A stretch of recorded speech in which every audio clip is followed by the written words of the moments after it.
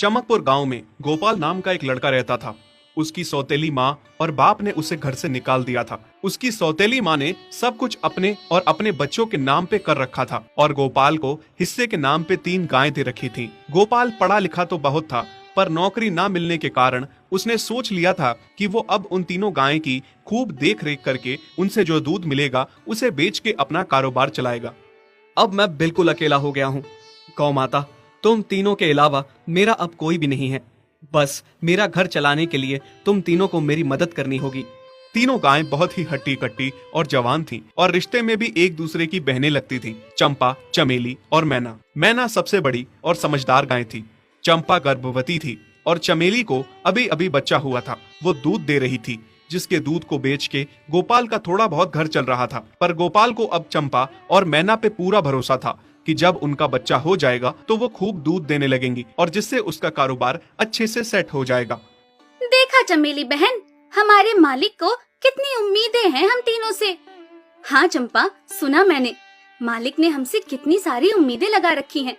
और उम्मीद रखे भी क्यों ना, कितना समय खर्च करते हैं मालिक हम पे और कितनी सेवा करते हैं हमारी, कितना खिलाते पिलाते हैं हमें, और फिर हम मालिक की उम्मीदों पे खरा ना उतरेंगी तो धिक्कार है हमारी जिंदगी पर।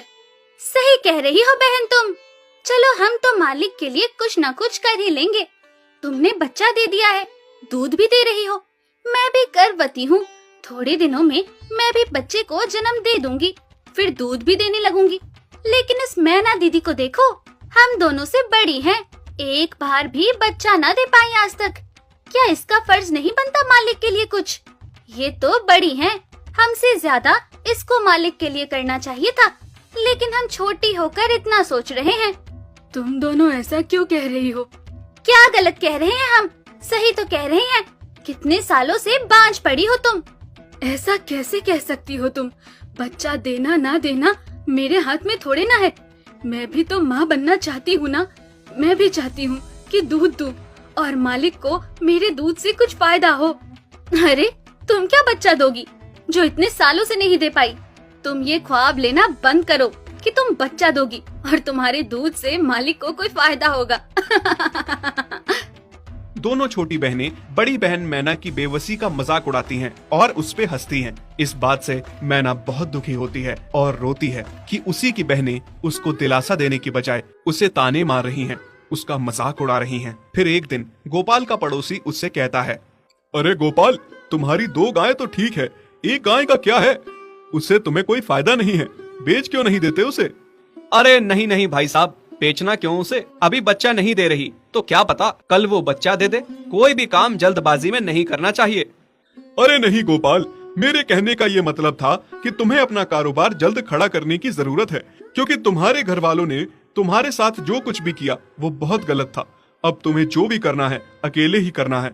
आगे शादी भी तो करनी है तुम्हें, उसके लिए भी खूब पैसा कमाना पड़ेगा। जब तुम्हारी सारी गायें दूध देंगी तभी तो कारोबार अच्छा चलेगा ना। हाँ, बात तो तुम सही कह रहे हो भाई। मेरी मानो तो तुम अपनी गायों को क्रॉस करवा के देख लो, शायद उससे बच्चा हो जाए। हाँ, ये सुझाव तुमने सही दिया, मैं कल ही ऐसा कर लेता हूँ। सुना तुमने मैना बहन मालिक की बातों को? कितना परेशान है मालिक तुम्हारी वजह से, पर तुम्हें तो कोई बात कह ही नहीं सकते। झट से बुरा जो मान जाती हो तुम। मैना ये सब सुन के बहुत दुखी होती है, पर करती भी क्या, उसके हाथ में कुछ नहीं था। गोपाल ने मैना को क्रॉस करवा के भी देखा, पर उसका भी कोई फायदा नहीं हुआ। गोपाल, जो सुझाव मैंने तुम्हें दिया था, क्या वो तुमने आजमाया? हाँ भाई, वो भी करके देख लिया, पर उसका भी कोई असर ना हुआ। ये गाय किसी काम की नहीं है गोपाल, मेरी मानो तो इसे बेच दो। मैं सोच रहा हूँ एक बार फिर से क्रॉस करवा के देखता हूँ, शायद कोई बात बन जाए। देख लो, पर मुझे नहीं लगता।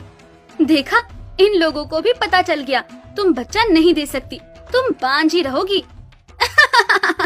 सही कह रही हो तुम दीदी, इतने जतन करने के बाद भी बच्चा नहीं हो रहा तो अब क्या होगा? गोपाल मैना को एक बार फिर से क्रॉस करवा लेता है। दोनों बहनें चंपा और चमेली मैना के बांझपन का मजाक उड़ाती हैं और उस पे खूब हंसती हैं। फिर एक दिन मैना चमेली के बच्चे के साथ खेल रही थी कि तभी चंपा देख लेती है।